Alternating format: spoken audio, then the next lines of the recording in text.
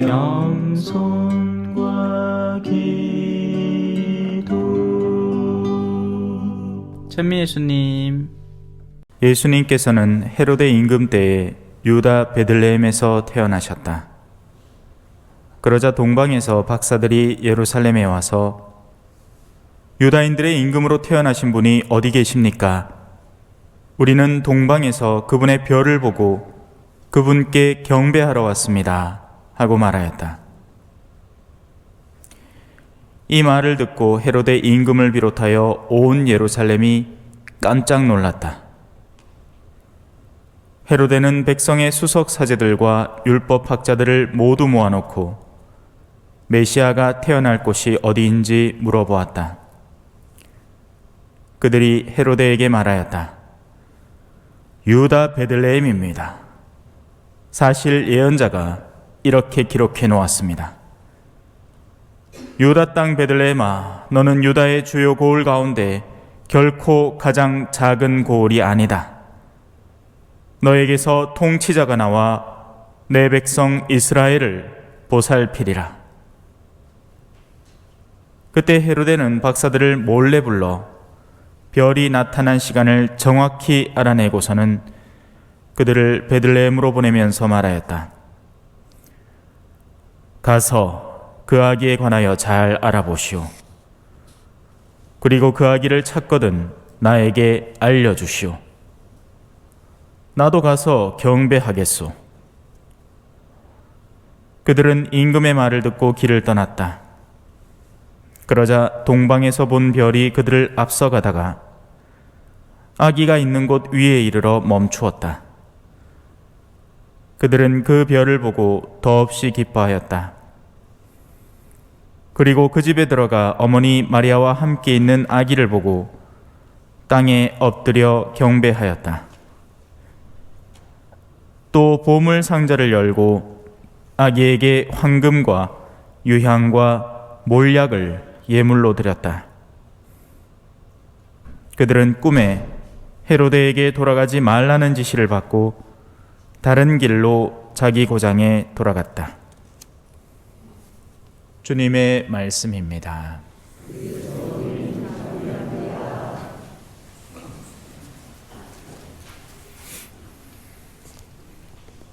찬미 예수님.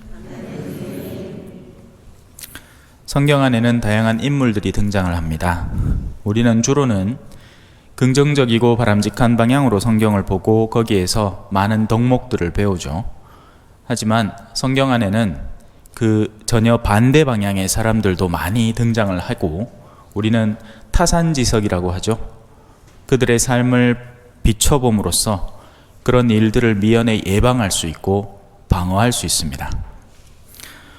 오늘 우리가 살펴볼 인물은 헤로데입니다. 재밌을 거예요. 네. 처음에 우리가 주목해야 될 건 그의 집착입니다.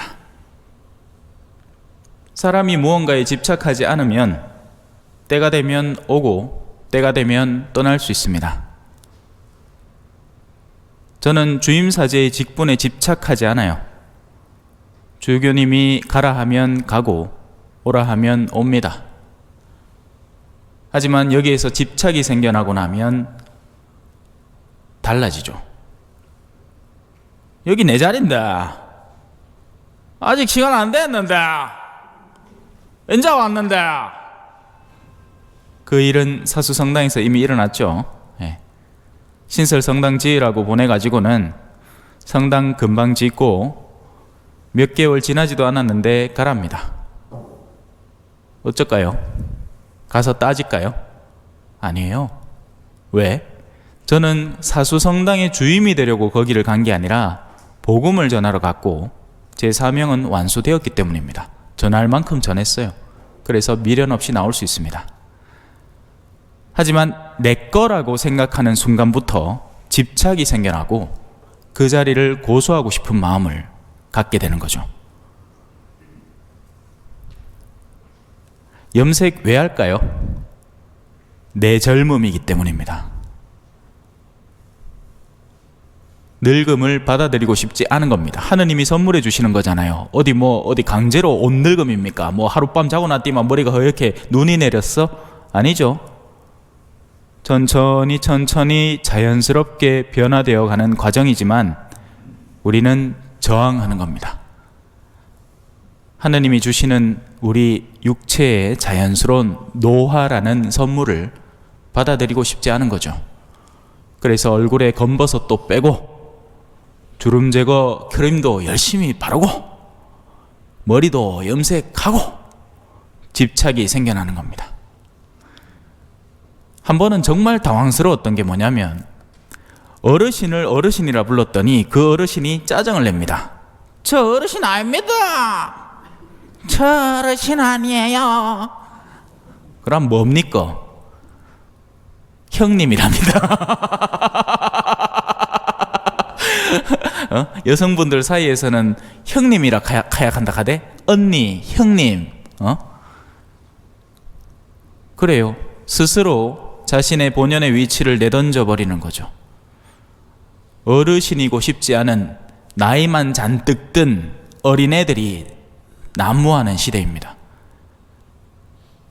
하기야, 그죠? 경로당에 가도 옛날에는 60이 막 뒷짐지고 있었는데 이제는 60이면 바락바락이, 아니 60은 아예 경로당 가지를 않습니다. 가지를 않아요. 한 번 막내로 들어온 사람은 아직도 막내입니다. 예, 말 그대로 100세 시대인 거죠.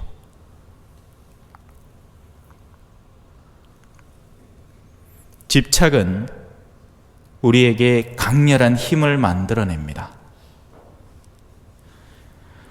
어디서 그 집착을 느낄 수 있느냐? 헤로데는 왜 그 집착을 느꼈느냐?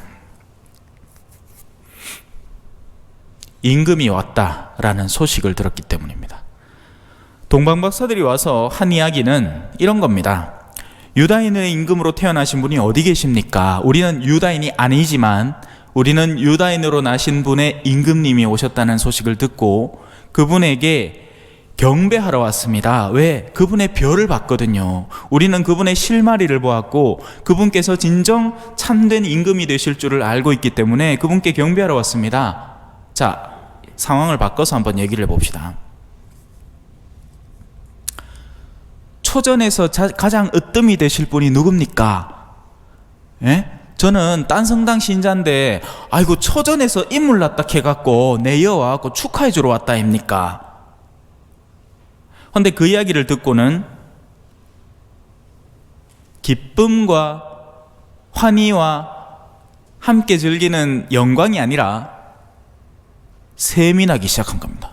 언놈이고 이 본당에 내 말고, 어이? 내가 지금 가장 으뜸이고 내가 가장 주목받아야 되는데 누가 내보다 더 이름 난다 카노? 어이? 셈이 나서 못 견디는 겁니다. 질투의 화신이 되어버린 거죠. 그래서 깜짝 놀란 겁니다. 좋은 의미로 놀란 게 아니었어요. 반대의 의미로 놀란 거죠. 내가 집착해 있는 이 구역에 나보다 더 뛰어난 어떤 존재가 온다니 너무 싫은 겁니다. 지금은 내가 왕인데 이 구역에 미친년은 나야라는 말이 있죠. 헌데 나보다 더 미친 게이가 온다 카이. 이 구역의 왕은 지금 나 헤로데 왕인데 누가 나보다 더 임금이 될, 누가 방구 소리를 내었는가? 이 모양새인 거죠. 그게 헤로데의 첫 번째 오류였습니다. 집착에서 나오는 자리를 상실하는 데 따르는 두려움입니다. 기쁜 소식이 두려움의 소식으로 작용하는 거죠. 왜? 속이 구리니까. 환자분, 아이고 축하드립니다. 임신하셨습니다. 나 임신하면 안 되는데. 야, 아빠가 누군지도 모르는데. 결혼도 안 했는데. 결혼할 준비도 안 돼 있고 알을 낳을 경제적 사정도 안 되고. 아이의 소식이 두려움으로 바뀌는 순간이죠. 많은 영역에서 이런 일들이 벌어집니다. 기뻐야 할 순간인데 그게 두려움이 되어버리는 것. 하지만 거기에는 이유가 있는 거죠. 삶이 엉뚱한 방향으로 나아가고 있었기 때문에, 무언가에 집착해 있었기 때문에.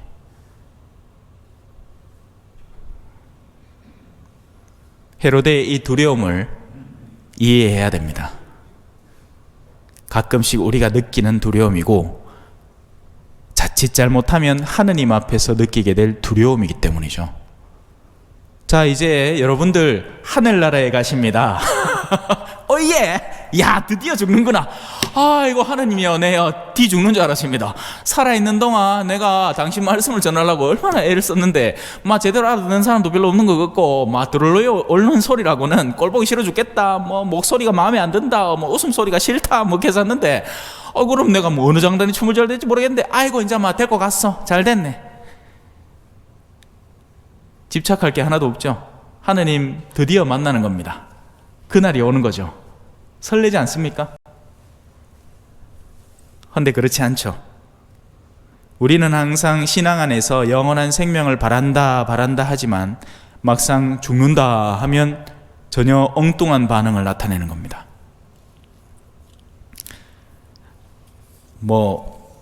글쎄요, 죽음의 경험 축에도 안 끼지만, 제가 볼리비아에서 택시 강도를 당하는 그 경험 속에서 모든 것을 털리고 나면서 또 급성 간염이 찾아와서 밤새도록 딸꾹질을 하면서 의사가 하룻밤을 보내면서 내가 죽나 안 죽나를 지켜보고 있었을 때 저는 이해했습니다. 미련 없이 갈 수 있게 있는다는 게 이런 거구나. 제가 무슨 처자식이 있습니까? 그죠? 미련이 한 개도 없더라고. 딱 한 개 그때 찾았던 게 있어요. 병상에 누워가지고, 저기요, 제 사제관에 가면 그 책상 위에 묵주 하나 있을 낀데 그거 좀 갖다 줘서 하고는 그거 꼭 쥐고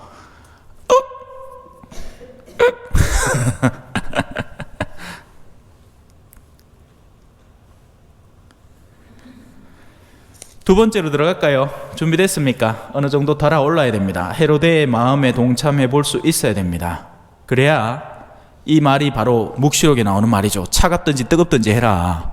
뜨거우려면 정말 열정을 가지고 하느님께 뜨거운 존재로 살아가고, 아니면 정말 그 차가움 속에 머물러 봐야 온기를 기다릴 줄 알죠.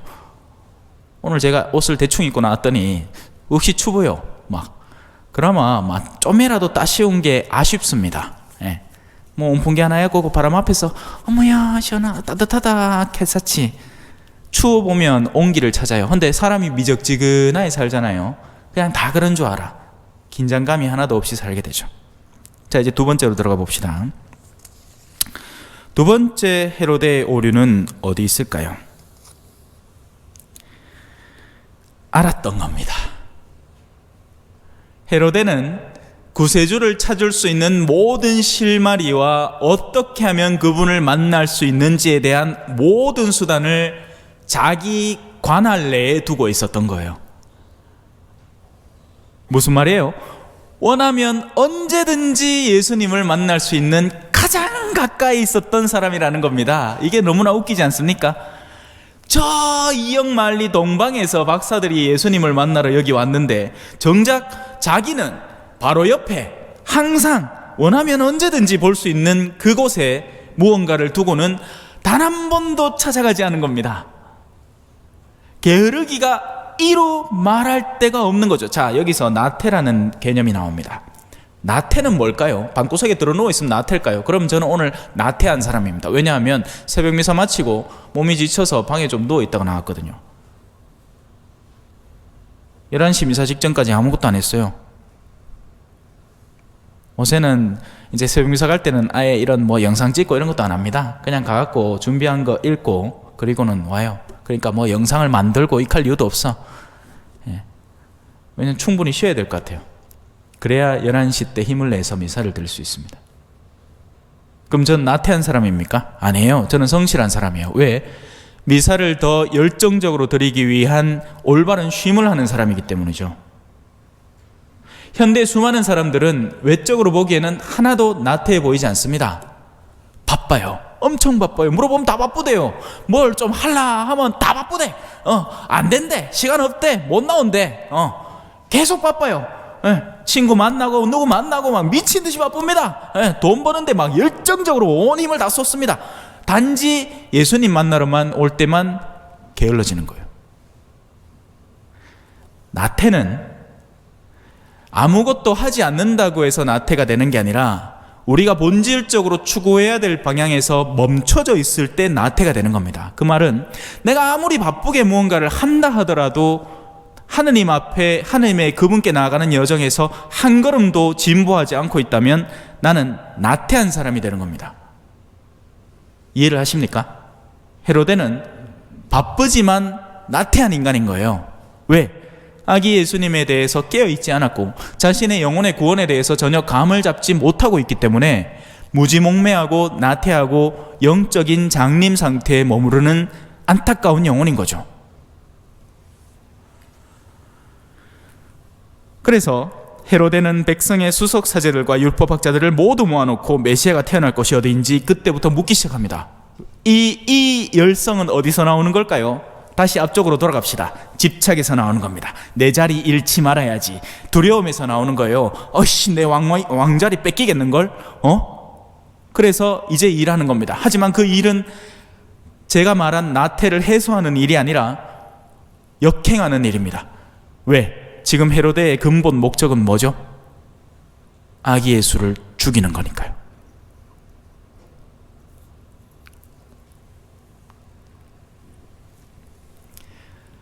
한 처자가 두려움에 사로잡혀서 낙태할 병원을 찾아 돌아다니는 그 열정을 그 아기를 살리는 데 쓴다면 얼마든지 그 아기도 살리고 먹고 살 만한 환경을 조성할 수 있을 겁니다. 병원 찾는다고 바빠요. 왜? 이유 없는 낙태는 불법이니까요. 뭐 그 아이가 무슨 장애가 있고 이런 게 아니죠. 그냥 뜨거운 열정이 한번 불타올랐는데 뱃속에 아이가 들어선 거예요. 지워내야 되는 대상인 겁니다. 그러니 그 돈도 마련해야 되고 그 낙태를 시술하는 병원도 열심히 찾아야 됩니다. 오늘날엔 세상이 좋아졌죠. 나쁜 의미로. 왜? 찾아보면 정보가 넘쳐 흐르는 세상이니까요. 하지만 옛날은 그렇지 않았거든요.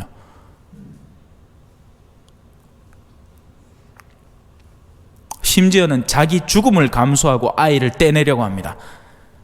옛날엔 그랬다면서요. 배를 막 때렸다며. 죽으라고. 독국물 먹고.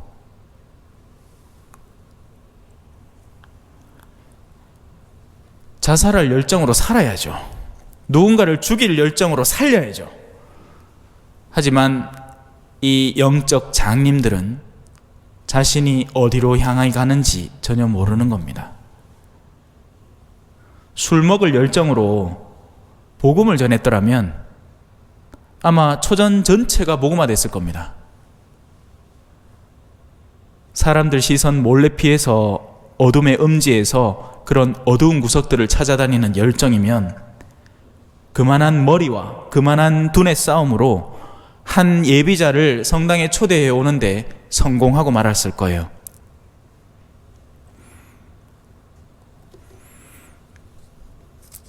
헤로데의 두 번째 오류를 이해하셨으리라고 생각합니다. 그는 알았습니다. 뭘? 예수님이 바로 곁에 있다는 걸. 세 번째 오류입니다. 은밀함입니다. 어둠은 빛에서 활동을 못해요. 그러면 이미 어둠이 아니기 때문이에요. 그래서 옛날에는 초대교회 신자들은 죄를 지으면 공개적으로 토로를 했습니다. 저는 이런 죄를 지은 사람입니다. 여러분 공동체 앞에서 사죄합니다. 용서해 주십시오 하고는 그때부터는 빨간 딱지 달고 몇 년을 그렇게 사는 겁니다. 속죄할 때까지. 옛날 영화 미션 기억나십니까?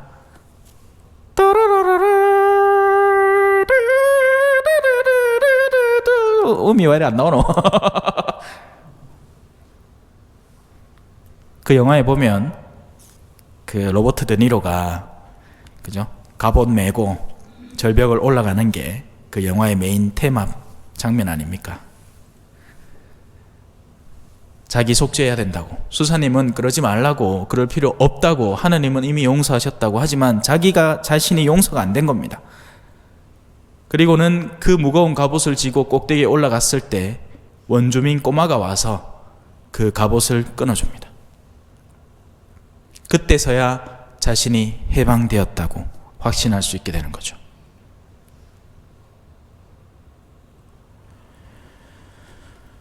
공공연하게 이루어지는 것은 진리입니다.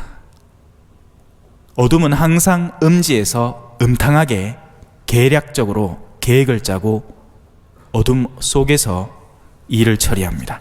그래서 헤로데는 박사들을 몰래 부릅니다. 왜요? 별이 나타난 시간을 정확히 알아내야 되거든요. 잡아 죽여야 될 거 아닙니까?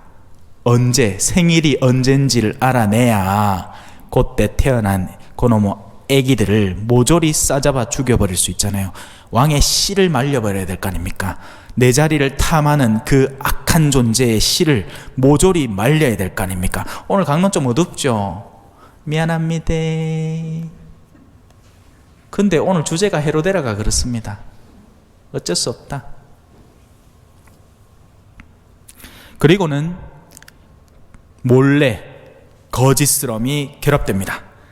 가서 그 아기에 관하여 잘 알아보시오. 그리고 그 아기를 찾거든 나에게 꼭 알려주시오. 왜요? 나도 가서 경배하겠소. 거짓말입니다. 완벽한 거짓말입니다. 경배할 마음 추호도 없습니다. 그 아기를 사랑할 마음, 경배할 마음, 예수님을 따를 마음, 예수님의 진리에 다가설 마음 하나도 없습니다. 완벽한 거짓말입니다. 그래서 이런 거짓에 특화된 사람들은 항상 주변에 먼저 좋은 인상을 뿌리기 위해서 노력합니다. 사람들의 마음을 사로잡아야 되거든요.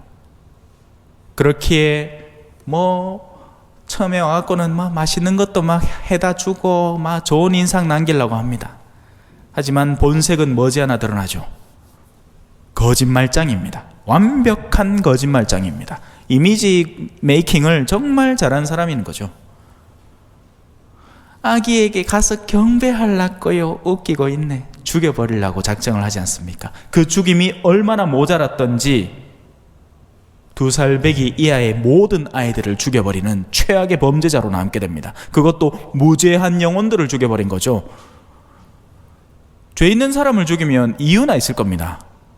연쇄살인범을 죽였다. 얼마 전에 누구 조두순인가 그 사람 집에 누가 들어가갖고 몽둥이로 때렸다면서. 그러니까 댓글이 반응이 웃깁니다. 조두순은 안 됐다고 얘기한 사람 아무도 없고, 아이고 그래 우리 일을 대신해 줬네 이런 식입니다. 댓글들이. 그런데 무죄한 영혼을 죽인 범죄에 대해서는 어떻게 변명할 겁니까? 저항하지 못하는 사람을 죽인 거에 대해서는 어떻게 변명할까요? 지금 헤로데를 살펴보면서 그 대표적인 예시로 낙태를 같이 보고 있습니다. 여러분, 가장 저항할 수 없는 인간 존재는 누구일까요? 태아입니다. 외국인 노동자들입니다. 여기에 불법 체류하면서 자신의 가족들을 위해서 생계를 꾸려나가는 이들인 거죠. 여러분들이 이방에서 생활해보지 않았기 때문에 우리는 오직 한국 사람의 입장에서 외국 사람들을 보기 쉽습니다. 보면 무저항으로 보이죠. 물론 그렇진 않아요. 그죠? 이제는 그 사람들도 여기에 들어와서 어느 정도 입지를 구축해버리고 있습니다. 상황이 반전되는 거죠. 항상 그래왔어요. 유럽에도 그죠? 농노들이 나중에는 반란을 일으켜서 전부 다 뒤집어 엎어버립니다. 우리나라는 전부 다 편하게 사는 방식을 너무나 선호한 나머지 이제 외국 사람들이 우리 지역에 충분히 들어왔죠. 처음에는 그들이 약자였지만 언젠가는 이게 어떻게 뒤바뀔지 모릅니다, 여러분. 이미 바뀌고 있죠. 예.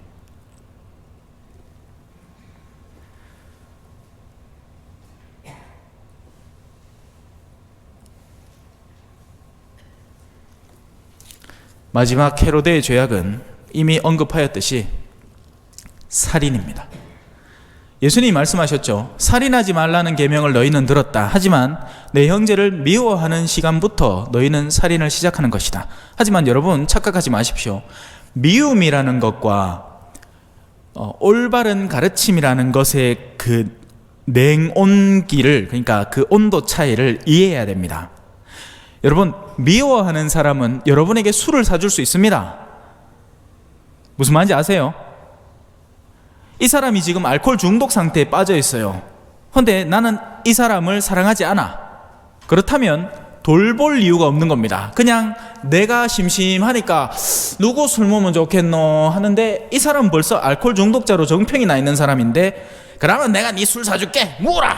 왜? 내가 심심하니까. 이용해 먹는 것밖에 안 됩니다. 그 사람을 진짜 사랑한다면 어떻게 해야 될까요? 그만 드십시오. 내가 아무리 심심해도, 내가 아무리 외로워도, 외로워도 슬퍼도 나는 안 울어. 참고 또 참아야지. 내 심심하다고 술에 쩔어 있는 사람을 불러다가 밤새 술 먹는 게 그게 사랑입니까? 아니에요. 그건 사랑을 가장한 진정한 의미의 증오입니다. 파멸인 거죠. 같이 죽자는 겁니다. 가톨릭의 술 문화는 바뀌어야 됩니다, 여러분. 분명히 바뀌어야 돼요. 흔히 개신교는 술 안 먹고 가톨릭은 술 먹는 걸로 돼 있죠. 아니에요. 절제해서 먹어야 됩니다. 하지만 이 절제라는 말은 어느 순간인가 사라져버리고 우리는 원래 술 먹는 데다 와라 신부님도 미사 드리면서 포도주 안 마시나 그라이길래 우리 술은 얼마든지 못된다. 웃기지 마십시오. 그 어디에도, 성경 어디에도 그렇게 가르치지 않습니다. 흥청대는 술잔치를 조심하라고 하죠. 만취하지 말라고 합니다. 왜? 그런 사람들은 생명을 이어받을 수가 없다고 가르칩니다. 바오로 사도는 분명히 짚고 넘어가요. 하지만 우리는 끊임없이 변명에 변명을 하는 거죠. 심지어는 가장 거룩한 성경 말씀을 술 먹는 데 쓰기도 합니다. 아들아, 술이 떨어졌구나. 그 말 많이 들어봤죠? 딴에는 천주교 신자라고 모지가 술 먹는 데에서 내 딴에는 성경 좀 안다고 지술잔 빚는데 그 요한복음 2장 3절에 뭐 나온지 압니까? 아들아, 술이 떨어졌구나 하면 술 받고 앉았다.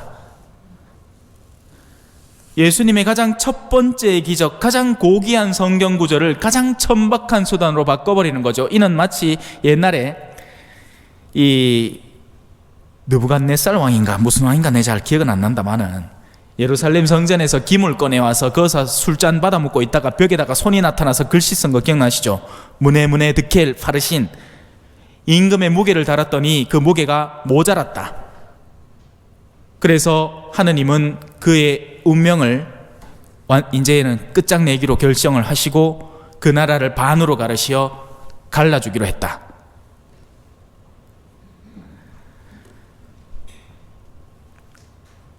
거룩한 걸 엉뚱한 데 쓰지 마십시오.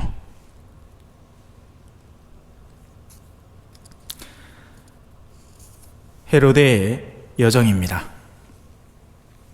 소소한 집착으로 시작을 하고 거기에 매달려서 올바른 것에 두려움을 느끼기 시작한 헤로데는 거짓과 기만으로 자신의 삶의 환경을 꾸며나가면서 최종적으로는 아기 예수를 죽이고 싶은 증오에 사로잡혀 아이들을 죽여버리는 겁니다. 살인자로 등극하게 되는 거죠. 죄는 아주 작은 계기로 시작해서 눈덩이처럼 불어나는 겁니다. 산꼭대기에서 눈을 한번 굴려보면 떼굴떼굴 굴려가면서 그 몸집을 엄청 키워서 나중에는 그 아래에 있는 뭐든지 꽝 하고 부딪혀 파괴시켜버릴 수 있는 능력을 갖게 되는 겁니다. 죄는 여러분의 내면에서 작은 씨앗으로 시작해서 점점 더 그 몸집을 키워나가서 결국 여러분의 영혼과 거기서 멈추지 않고 가능하다면 주변 인물들의 내면까지 함께 파괴시키는 결과를 가져오게 될 겁니다. 그러니 시작부터 조심해야죠. 헤로데의 집착, 우리의 집착, 돈에 대한 집착, 내 자리에 대한 집착, 내 욕구에 대한 집착 내려놓을 줄 알아야 됩니다. 자유로워지십시오. 반면 동방박사들의 모범을 따르십시오. 어디에 진정한 목적지가 있는지, 어디에 아기 예수님이 누워 잠자고 계신지 그곳에 가서 가장 나의 소중한 것을 드리고서도 기쁨을 도리어 느끼는 사람으로 변모해 가십시오. 황금과 유향과 몰약은 그때 당시에 어마어마한 가치를 지닌 것이었습니다. 하지만 동방박사들에게는 아기 예수님께 드리는 선물로는 오히려 모자랐죠. 왜? 그들이 받은 은총과 기쁨과 환희에 비하면 이건 그야말로 아무것도 아닌 스쳐 지나가는 세상의 한낱 먼지와 같은 것들이었기 때문입니다. 하지만 수많은 사람들은 거꾸로 행동합니다. 세상의 것에 들러붙어서 형제 간에 싸우고 부모와 자식 간에 다툼이 일어나고 이웃 간에 싸움이 일어나고 얼마나 수치스러운 장면들입니까? 오늘날에도 헤로데는 곳곳에 펼쳐져 있습니다. 두려움에 사로잡혀서 아기 예수님이 오는 걸 겁내는 사람들.